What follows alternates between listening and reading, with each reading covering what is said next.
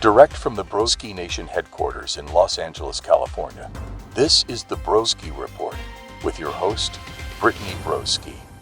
Good morning, Broski Nation. We are doing Juneberry Red Bull this morning. And by this morning, I mean 12:11 p.m. noon. My heart feels like it's going to explode. Okay? Oh, I didn't turn on this fucking light. Hold on, Broski Nation. Jesus Christ. Get it together, guys. Get it together! Wake up! Oh my God, is it that hard? How we're 30 episodes in, I can't remember to turn on a fucking light. This week has been the week from hell, okay? Do you ever get in one of those moods where it's like, I cannot do anything right. I am a failure. I am ugly. I'm a failure. Everyone's right. And then I wake up the next morning and I go, what the fuck was I talking about? I'm taking, okay, not to get like too, an update on my medical diagnoses. All right, guys, welcome back to MyChart. I'm going to give you my diagnosis. I went to the doctor about my irregular menstrual cycle. And ding, ding, ding, you guessed it, I have PCOS. Now, what does this mean? Not much, okay? It's confirming what I kind of already knew. I knew there was something going on there, and all of my symptoms matched the PCOS diagnosis. And so now it's a matter of how do you fix it? And I know I asked for all y'all's comments in the last episode, but please don't this time. Just, hey, don't comment on my medical history, by the way, because I'm in a very fragile mental state right now. PCOS basically means that I'm growing chin hair. I'm growing chin hair. My uterine, in the body, what's happening is the uterine walls are not shedding the lining properly. And complications with that can lead to eventual cancer in worst case scenarios. But it can also lead to, just, something's not regulating itself properly in my body. And that's a hormone imbalance. And it explains a lot of kind of what I've been experiencing the last, honestly, like 2 to 3 years. So I need to go back to the doctor and figure out the plan moving forward. I'm on these period pills. I'm on these period pills where it'll force you to have a period. And hey, I feel like I need to be placed in an institute for many reasons. But for right now, it's like at the drop of a hat, I could start crying. I could start crying at any moment. I cried all night last night over nothing. I was just like, oh, and it felt so good to cry. And then it's so sad to cry because like, why am I crying? What's wrong? And then that makes me cry too. And so right now I'm feeling very fragile. So please don't be mean to me. Please, for the love of Christ, don't be mean to me in the comments. Please, I actually can't handle it. Okay, so I'm on my period pills and it's supposed to regulate my period at least like for this first time until we can. Also, it has a lot to do with diet, I'm now understanding. And my diet is, you guessed it, similar to a baby raccoon abandoned by its mother, thrashing around and foraging in a New York City dumpster. Okay, thrashing around because my right hind leg is injured and I'm rabid. And I'm chewing on a Snickers bar. I'm chewing. Okay, and I've got my little raccoon hands and I'm like ferociously trying to undo the Snickers wrapper because and it was a Snickers ice cream and so it had melted and now it's seeping out this. I'm licking it. And then someone opens the dumpster thing. Okay, so this is a dumpster bin outside of a restaurant in New York City. Someone opens the dumpster lid and sees me and actually, maybe I'm a possum. I'm not a raccoon. Raccoons are too cute. I'm a possum. I look up and it goes, oh my God, a baby possum. And then it slings a thing of garbage on top of me. And then they slam the lid and then I die. Okay, that's kind of, what was I talking about? That's how I feel. Oh, my diet. Yeah, I eat like that.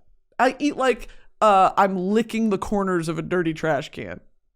Like that's all the sustenance I can find. Like it is actually appalling and atrocious. If my doctor could see what I'm putting in my body, Popeyes once a week, we're rocking with probably Taco Bell maybe once every 2 weeks, takeout probably twice a week, I'll cook a home cooked meal. But I travel a lot, and so when I'm on the way back from the airport, I'll just DoorDash something.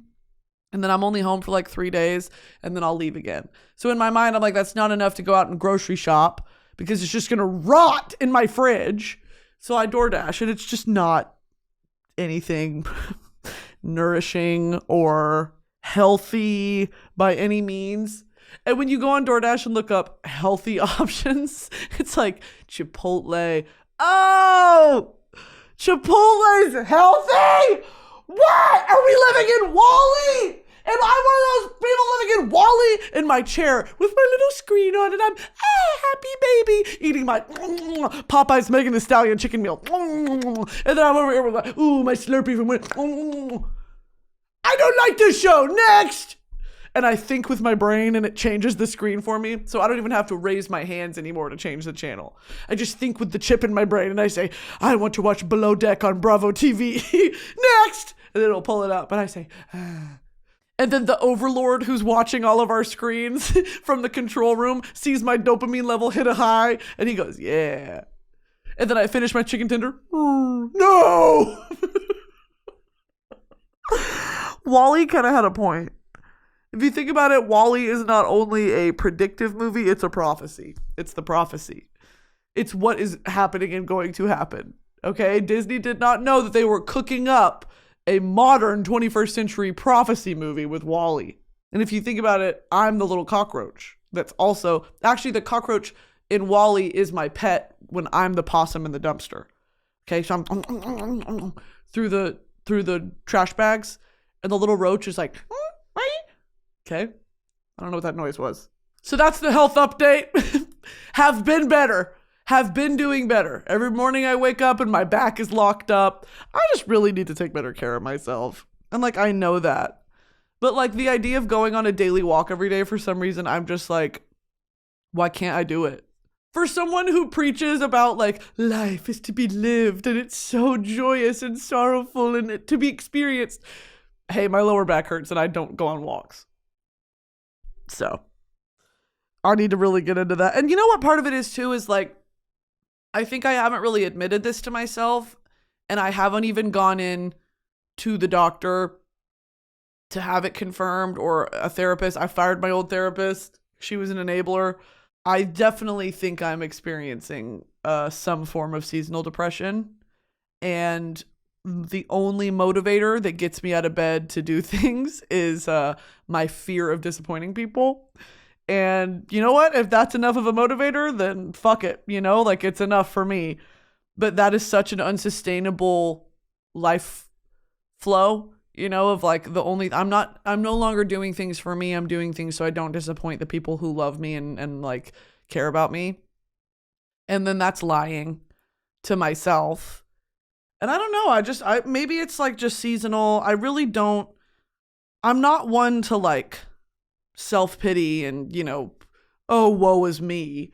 But sometimes, I don't know, it all has something to do with like my hormones are so out of whack and I am not feeding my body what it needs. And I'm just like sad and I don't, you know, like it has nothing to do with circumstance or environment. It has everything to do with just my brain. So don't know what's going on there. I'm hoping to get that checked out soon. Okay.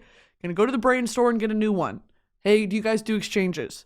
And I rip my brain out and I hand it to them and it's dripping green ooze. It's oozing green juice. I say, hey, do you guys do exchanges? And they're like, why does it smell like that? And I'm like, do you guys, I'm holding it like this from the sides and I'm juicing it. Do you guys do brain exchanges? No, we don't do brain exchanges.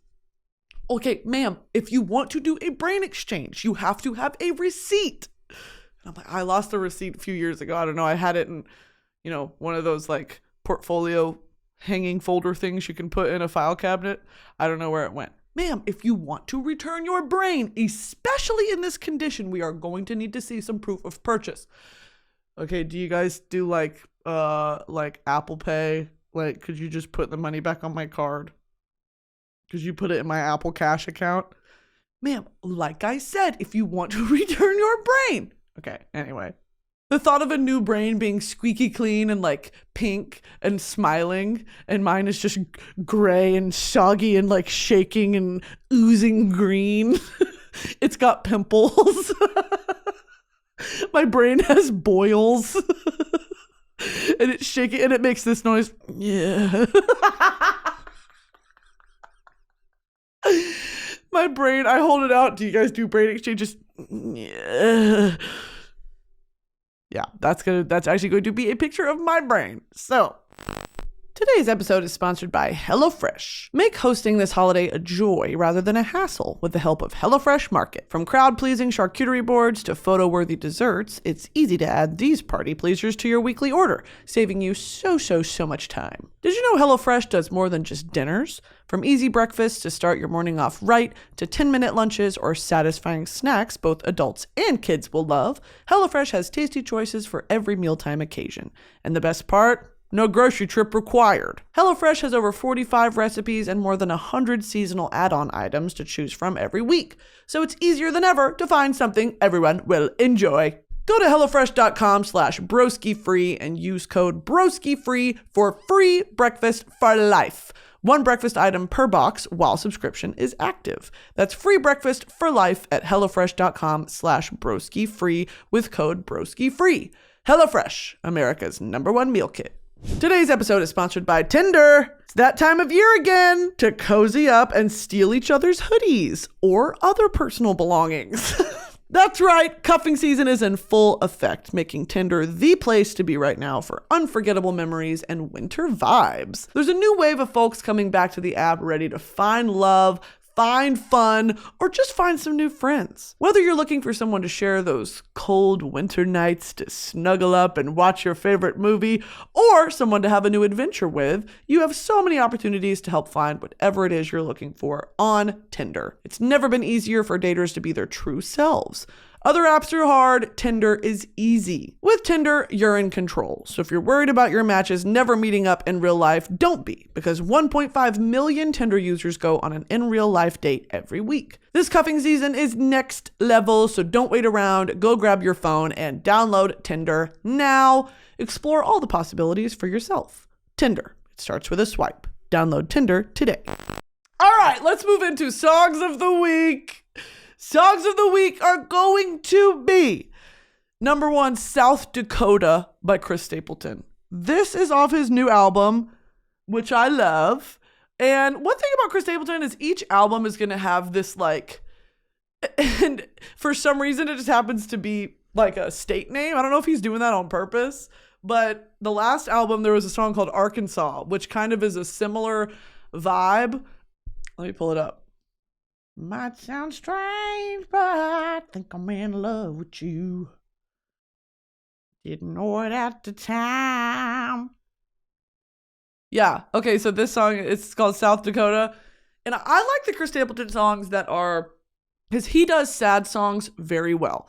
Okay, sad songs. But this song is about, or this album kind of explores falling back in love with a partner that you had previously had a large emotional distance from.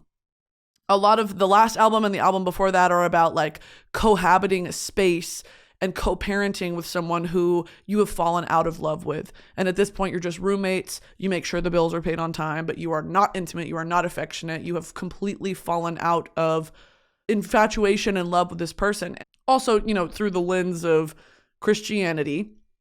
And I know that there is marriage counseling through the church that a lot of Christians will utilize to get their marriage back on track or like refine that spark. And I don't want to assume about, this album, but it gives me that sort of energy because I know that Chris Stapleton's a very religious man and his wife is too.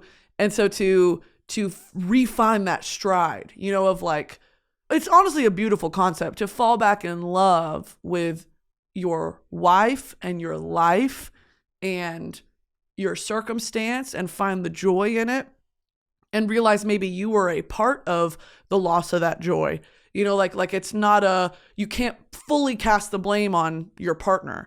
It's partially your responsibility as well to rekindle that love and maybe admit that part of the reason it was lost was because of you. And so this album is just celebrating that, like just being, it's so cute to be in love with your wife, even after all these years, to be so in love with your wife. It's just so cute. Anyway, that's kind of the larger concept, I would say, of the album, but this one is just fun. South Dakota is a fun song. Arkansas off the last album is a fun song as well, and I tend to lean more towards those. He has a song called Midnight Train to Memphis, which I love.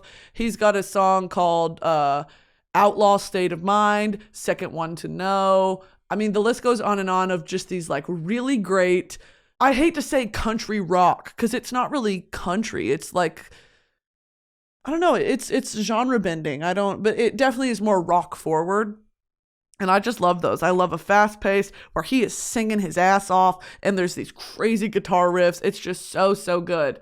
And one of my favorite Chris Stapleton songs of all time, which is kind of a deep cut, is called Death Row. And it is just the simplest track. It's just a guitar on loop. And there's these sound effects of like a jail door swinging and creaking, like that, the hinge, the rusty hinge. And it's like, I don't even know if there are drums on it, but it's almost like, it's just jazz drums almost. It's just like a basic beat and it's kind of slow. And he just shows his vocal range. And it gives me very Johnny Cash vibes because it's talking about being on death row, and he has this fascination with prisons and with how inhumane it is, and jail culture, especially the sort of Johnny Cash, Folsom Prison Blues sort of, that it's just all in my head a very similar type of art. So he's got this song called Death Row, and I'm obsessed with it. I don't know why. It's no one really talks about it, but the verses, the chorus, the outro is really long, and I think it's one of those, I always say this, it's one of those songs that, of course, it had to be made. Like, it makes perfect sense. And it was in the marble, and Chris Stapleton had to remove the excess pieces of the marble to reveal the beautiful statue within. That is Death Row to me.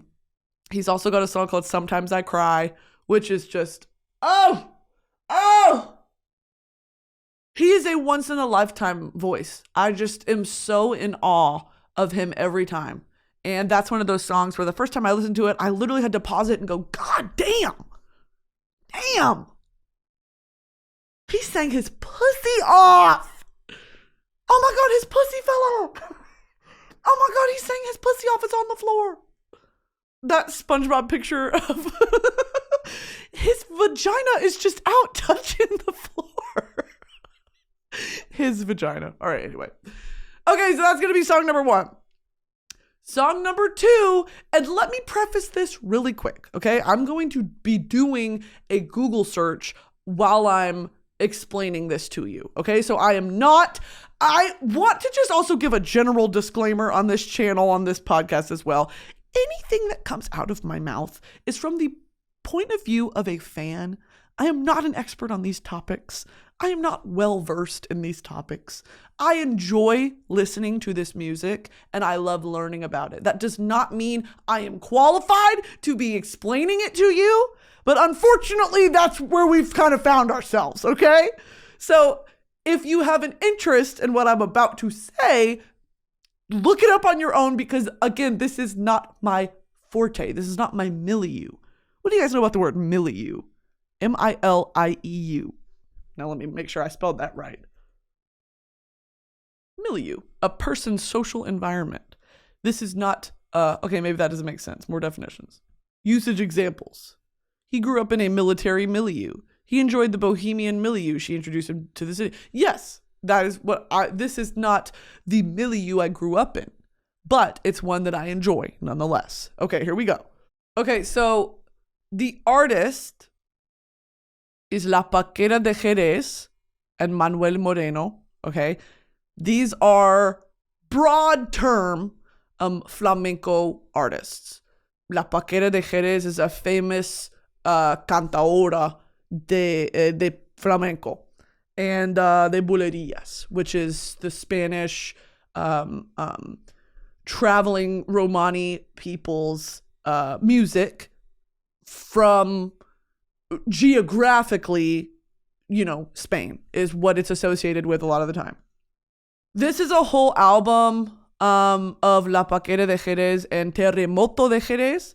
And the song I'm talking about is Mi Canto por Bulerías. This song came on shuffle because I was listening to like a flamenco radio. And the intro guitar with the like, is that a 12-string Spanish guitar? Flamenco guitar. How many strings does a flamenco guitar have? 6. No fucking way. The flamenco guitar typically has 6 nylon strings. It's a lighter construction than a classical guitar. That is crazy. Okay, so it's the same intro, which I'm now understanding she sampled it for Rosalia's song Que no salga la luna, which is one of my favorite songs of all time. And if you go back to my Rosalia episode where I break down El Mal Querer, which is about this forbidden, cursed wedding and marriage and honestly an abusive marriage that she escapes. Go back and listen to that episode if you're interested. I talk about this song on that episode where this is the night of their wedding. And it's so beautiful. And he's showering her with gifts and jewelry and rings and shiny things. And on this night, it is the last, you come to find out, it is the last night of unadulterated joy that she will experience. This is the beginning of the end. And this is her being blinded by the shine and the glimmer of all those jewels to where she could not see the darkness and the evil that was under, all the ostentatious distractions. So anyway, if you want to listen, it's a very interesting, go back and listen to the episode. Anyway, this song by La Paquera de Jerez is the sample that she used in the very beginning. Anyway, that it came on shuffle and I was like, oh my God, I love this song. And then it was the original and I was like, oh my God. And then I discovered this whole album, which is, and now here's the thing. Again, this is what I'm talking about. I don't know. I'm in no position to explain this to you because I'm still learning about it. The difference between a fandango, a bulerías, and una jota. I don't know the difference. So let's Google it. Fandango versus flamenco. Okay, this is from generative AI. Fandango and flamenco are both traditional Spanish art forms. Fandango is a specific style of dance and music, while flamenco is a broader genre that includes many styles and forms. Fandango is considered a fundamental style of flamenco, period. Fandango originated in the early 18th century as a dance and music craze in Spain and the Americas. It's a blend of cultures, including Mexican son jarocho, salon and concert fandangos of Mozart and Scarlatti, Andalusian fandangos. Fandango has a 12-beat cycle in 3/4 time for the first cycle or 2/6 for the first and fourth cycles. Flamenco is dramatic and solemn, with gestures of pain, nostalgia, and affliction. Fandango, on the other hand, is pure tease and joy. That is tea. Okay. Flamenco is dramatic and solemn, with gestures of pain, nostalgia, and affliction. Fandango, on the other hand, is pure tease and joy, accompanied by whistling and song-long smiles. Fandango has given rise to other styles of flamenco singing, such as malagueña, granaína, taranta, and meaning. That is crazy. What is a jota?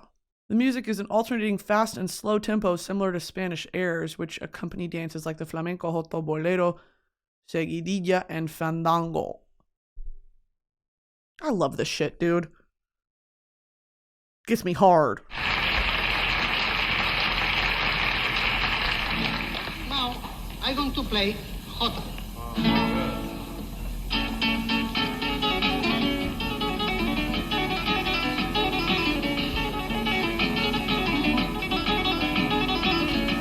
That is crazy to me. That is crazy to me. Carlos Montoya plays jota. And it's crazy how, as humans, we're so, and I always have to make this point. I always have to come back to this. As humans, we are so different, but so similar. We are so much more alike than we would ever want to admit. And that's just an inherent truth. This type of music where I'm sitting here in LA with a Southern background, appreciating how fast he's playing this guitar. And it's reminiscent to me of how fast banjo players play. How when you really like a camera on their hands, it's like speed of light. It's so quick and they're in tune and on beat the whole time. And they know it. And it's like, they know how to sustain their energy and their rhythm and for like the whole length of the song. And it's insane, the skill level and the stamina. Stamina is the word I was looking for. Is crazy. And how that same skill can be found across any type of folk music. Any type of folk music across the world. And it's such a cool thing to take all these different forms of music and culture, and at the core of it, you know, it's all like stringed instruments for the most part. Even like the mandolin in China. Isn't that, or is it, hold on, that might be a different instrument. Yes, this one, the Chinese mandolin with a pear-shaped body. Okay, how do you say that? Liao Qin. Okay, so the Liao Qin, I want to watch someone play this.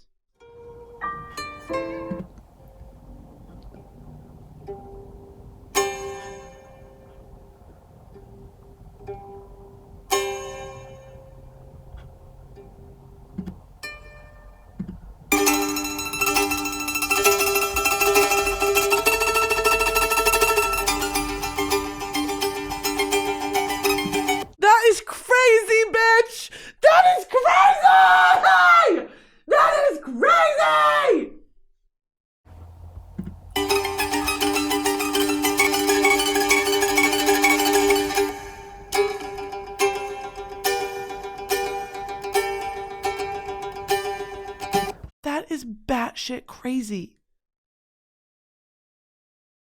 See what I mean? Everything is it's interconnected. You can't tell me that that's that different from someone playing the flamenco guitar or from playing the banjo. Oh my God. I love humans, but humans will be the undoing of me. Humans both make and unmake me. Wow. Anyway, back to what I was talking about. That song, Mi Canto por Bulerías by La Paquera de Jerez, here, is the sample Rosalia used in Que no salga la luna. Anyway, that's not the song of the week. The song of the week, or number 2 song of the week, is Fandangos de Huelva de La Paquera de Jerez. This one right here. And I probably can't play it because, again, YouTube will come to my house and snipe me with a weapon. But this whole album is so, I mean, if you care, if you like to put it on the background or whatever, if you're interested, these songs or any of this type of like fandangos or just flamenco in general on YouTube, what are they called? The flamenco clubs. What are the flamenco? Hold on, I know it. Oh, shit, I forgot.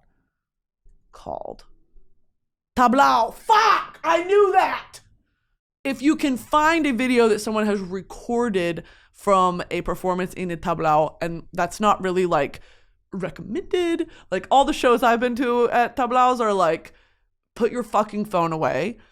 Part of the experience is the ceiling is like kind of rounded, and so the singing and the guitar and the clapping echoes off the back and comes back to the dancers, and it's kind of a small enclosed space on purpose. You're supposed to be able to see the emotion and the passion and the sorrow and the joy on these people's faces by sitting that close and by having no external lighting.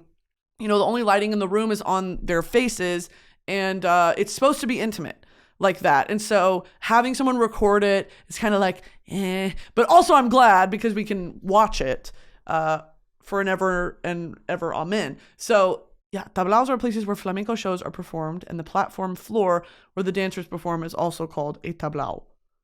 We went to one in Madrid and one in Barcelona, and it was incredible. The one in Barcelona was a bit more, and I hate this because like I'm a white American and it's catered to people like me for us to marvel and be like, wow, so exotic. Fuck off.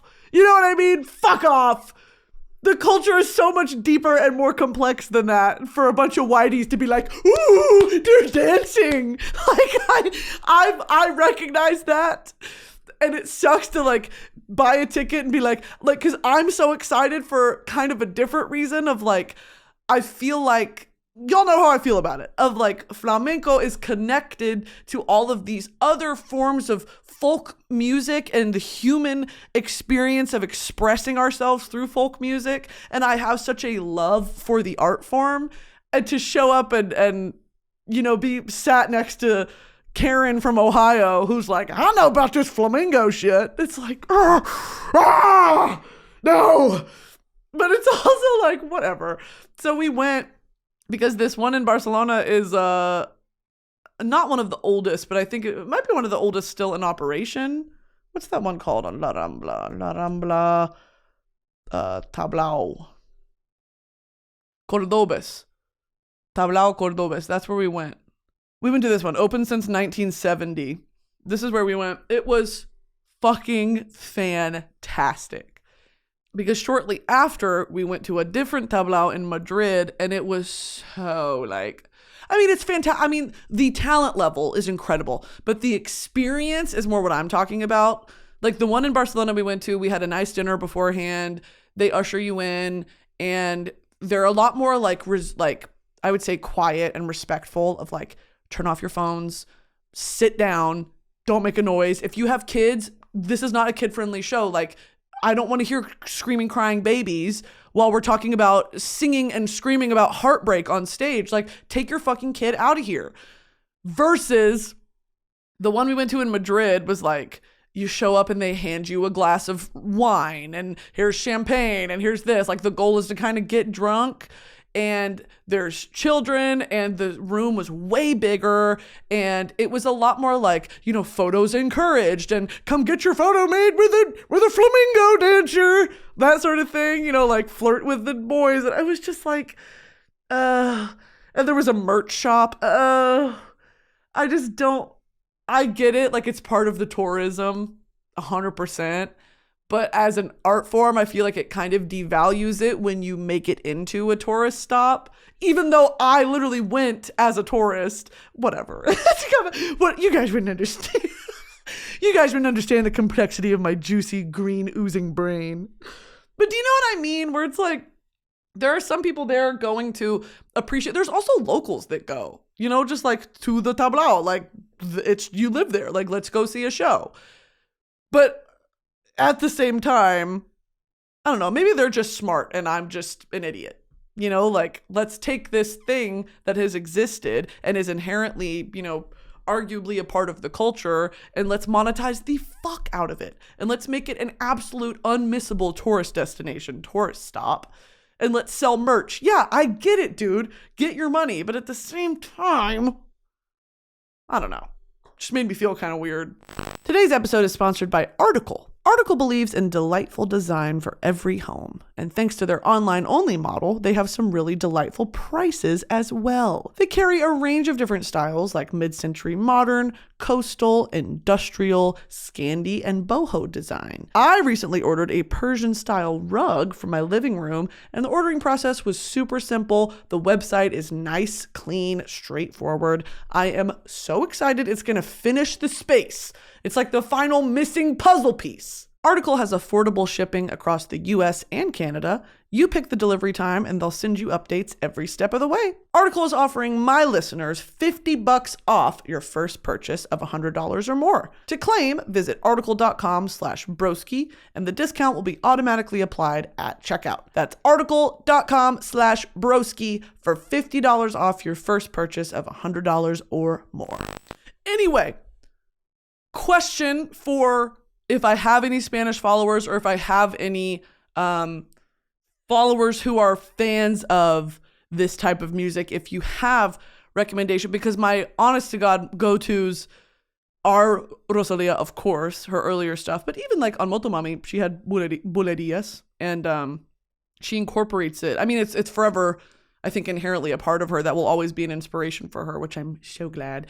And then Si Tangana, who I've talked about before, but maybe he's like kind of machismo. Maybe he's kind of machista. Yeah. Well, yeah. Sexist. So he kind of gives that vibe, which fucking blows because his music is so good. But I've seen interviews with him and I'm like, why did you say that? Hi, Si Tangana, why did you say that? Ugh. Anyway, those are the two only, like, because obviously I have the world at my fingertips with the internet, but I'm the type of person that when I find something I like, I just dive headfirst in. I don't really, expand beyond that. Well, that's not necessarily true. I found Si Tangana's music and I was like, I really am fucking with this. La Sobremesa. Let's go through his stuff. Yeah, El Madrileño, La Sobremesa. This entire album is so fucking good, dude. Tú me dejaste de querer, comerte entera. Now, when I was in Madrid, because El Madrileño means like the guy from Madrid, like Texan, but like Madridian. Anyway, he filmed a music video for this song, Comerte Entera, at this, like, the oldest operating restaurant in Madrid is what they advertise it as. And it's called Lardy Restaurant. Lhardy, Lardy. And it's this beautifully, like, ostentatiously grand luxe decorated restaurant inside. And everything's that old type of, like, old world feel. And you walk in and it's like nice steaks and fish and wine and whatever. And like, you're in the heart of Madrid. And we sit down and I'm with, of course, Jack and Stanley, and we're drunk. Okay? We are day drunk. We have been in the park all day playing cards and getting blackout drunk. Not blackout, but damn near.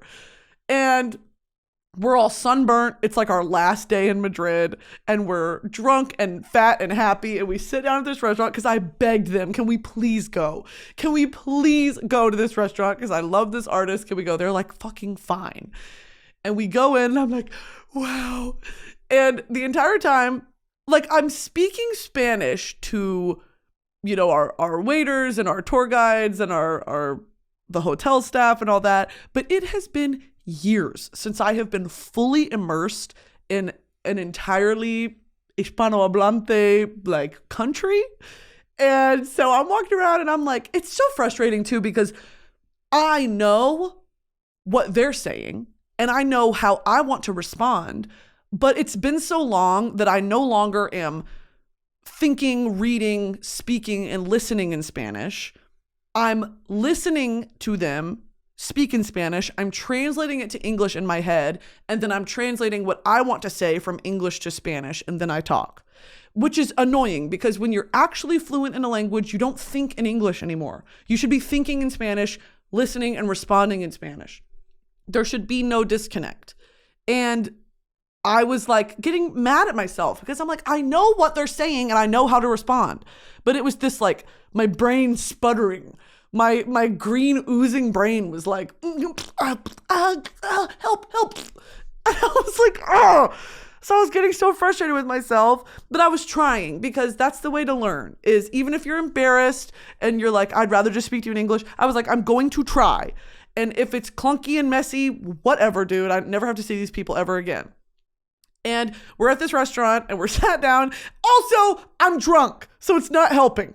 So the waiter comes over and they're dressed in, like, black tie. It's like a black tie restaurant. And me, Jack, and Stanley are like, Among Us in the corner. Among Us. I'm grittying on the park material. And it's like this nice restaurant. I feel so bad. Over in the corner. And he comes over and he's like, speaking to us in Spanish, which is a compliment. Or maybe he was just like, fuck these whiteys. I'm like, even though he was white too, like, I'm going to speak in Spanish and you can speak back to me in Spanish. Thank you so much. And I was like, hola, buenas noches. Okay. And he starts talking to me and I try to order and I'm like, we order wine for the table or whatever. And then I go, dime la verdad. Este Tangana ha grabado un video de su canción aquí? And he was like, yes. I said, is it true that C. Tangana recorded a music video here? He said, yes. And I said, wow, que chévere. He goes, yeah.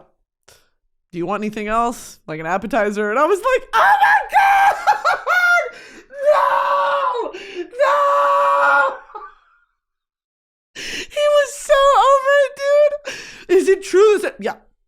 What do you want? I have 13 other tables I need to attend to. Yeah, dude, C. Tangana was here. What else? Can I actually get you something? Oh, no? Okay. I'm going to go do my job now. And I was so nervous to ask him because, like I said, in my head, I was like, okay, I was rehearsing it. I was waiting for him to come over. I was like, I'm going to ask him. I'm going to ask him. And then on top of that, I'm like struggling through this sentence in Spanish because I'm fucking drunk. And I'm talking to him and I'm whatever. And then he responds really rapidly in Spanish with like, I don't even remember what he said, asking me something about what Jack ordered or something. And I was like, uh-huh. And he goes, okay, claro. And he walks away. And I was like, absolutely. 100%. Uh-huh. I just felt so fucking, oh God, it's so embarrassing. He could not have cared less if I had lived or died in that moment. Did Sita get up? Yeah. Fuck off. Oh, right. So that's actually gonna be my fault. Sorry, sir. But here's the thing, because in that moment, and there were so many other moments when we were in Spain where I was like, I was getting embarrassed because I couldn't remember, like, I'll remember really obscure vocab words that are hard to remember, and then I can't remember the word for bill. Like, could we get the bill? And I would get so frustrated in a moment, and it didn't help because freaking Stanley and Jack were bullying me. They were like, you're the one that speaks Spanish. Fucking speak Spanish. And I was like, I don't remember. Okay? Also, we were drunk the whole time, so it didn't really help. Oh, God, it's so embarrassing. But you know what? Oh, my God. I want to tell you guys. Because of that experience and because of, I minored in this in college. I'm 26, like turning 27 next year. This will forever be a part of my life. And I foresee myself, oh my God, I want to visit like all the countries. First of all, I want to visit all the countries that my friends are from. I want to go to Argentina. I want to go to Chile. I want to go to Peru and Venezuela and all these places. I've never been to Mexico other than a fucking resort where I got blackout drunk. I want to experience all these cultures that I read about, and I love the music and the art that comes out of these countries, and I've never been. So to do that, I was like, before I do that, I want to be more secure in my Spanish speaking. And also, it's a shitty feeling to have once been fluent, not speak a language for 4 years, and then be like, yes, I speak Spanish. And then people speak Spanish to you, and it's like, fuck, damn it. But what's more infuriating is I understand you, I just can't respond. Which I know a lot of first generation Americans feel that way, and I talk about this with my friends where Spanish is their first language, but then they were forced to kind of forget it and speak English only because, like, you're in America, speak English. And it just is so sad that you lose that connectedness with your grandparents and, your parents. And a lot of kids are used as translators for their parents and all that. I mean, if you come from a family where English is not your first language, this, I'm preaching to the fucking choir. But that is a strange, and sad experience to be forced to forget your native language. So yeah, it blows. I've talked about it before here. I feel like every time we talk about Spanish language is white people are praised for speaking 2 languages and non-white people it's like the standard. Of course you should speak 2 languages. It's such a double standard. I've seen so many YouTube videos of like Timothy Chalamet or Gwyneth Paltrow or, Ben Affleck, all these people being praised for speaking more than just English, praised and put on this pedestal.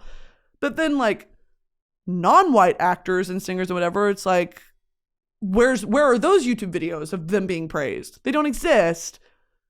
You want to know why? Because the internet's racist. So all that to be said, I am now taking Spanish lessons again. 3 times a week from Maddie, who's a TikToker who teaches or gives kind of Spanish tips and tricks online. And I've been a fan of hers for a while, and Maddie's Mundo.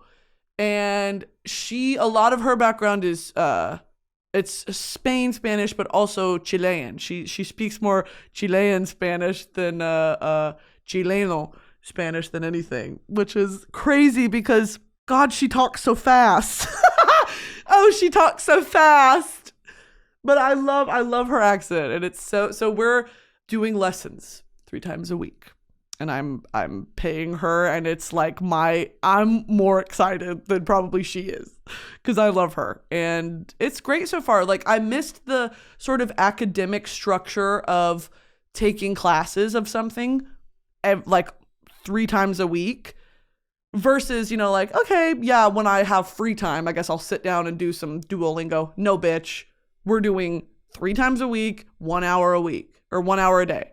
So yeah, that's kind of that's my New Year's resolution. I'm going to do that until I get back to a level that I feel comfortable enough to, navigate my way around a Spanish speaking country by myself. And when I was in Spain, I got around fine, but it was just kind of like, I feel like the ant with the sack.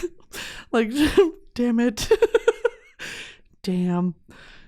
Anyway, I think that'll do it for me for this week. Oh my God, was that my second song? My third song of the week is... my third song of the week is Big Difference by Nicki Minaj. Because, yeah, happy Pink Friday 2 release. Hi, Barbs! Happy Pink Friday 2 release! Okay, did everyone book their flights to gagcity? Because if you didn't, I will do it, and you could just Venmo me. Like, seriously, we need to arrive at the same time because I have booked a car service to take us from the gagcity airport to our hotel. So guys, just please let me know. The gagcity airport is under construction, so there will be delays. Anyway. Yeah, Big Difference by Nicki. Bitch, are you joking? The album is so good. But Big Difference, I literally put it on my story. I was like, this might be her magnum opus, I fear. Her M.O. Her greatest work of all time. I am floored. I am shocked. I am impressed. I am speechless. It's so good. It's been on repeat. The whole album's been on repeat since it dropped. So, I think that'll do it for me today, guys. Please subscribe to this YouTube channel. Please rate us 5 stars. I don't know who us is. It's just me. Rate me and the boys, Kylo Ren, Mando, Night King, and Ghost, 5 stars on Spotify and Apple Podcasts. And we'll see you guys maybe next week. Yes, maybe not. I'm taking a holiday break because, like I said, my brain is sputtering and oozing green. I've got to take it to the... I've got to take my brain to the equine hospital. I've got to take my brain to the horse doctor now. It needs immediate surgery. All right. Love you guys. Have a great one. Bye-bye.